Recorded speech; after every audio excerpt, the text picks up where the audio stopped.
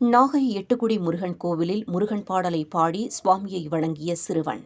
3½ வயது சிறுவன் மழலை குரலில் பாடிய வீடியோ வைரல். நாகப்பட்டினம் மாவட்டம் எட்டுக்குடி முருகனின் ஆதிப்படை வீடான அருள்மிகு சுப்பிரமணிய சுவாமி திருக்கோவிலுக்கு கும்பகோணத்தில் இருந்து தனது பெற்றோர்களுடன் வந்த 3½ வயது சிறுவன் ஆதி நிமலன் முத்தைத்திரு என்ற முருகனின் துதிப்பாடலை தனது மழலை குரலில் முகபாவனையோடு பாடி கடைசியாக முருகன் பாடலோடு சுவாமியை போற்றி துதித்து சிறுவன் பாடும் வீடியோ சமூக வலைதளங்களில் தற்போது வைரலாக பரவி வருகிறது.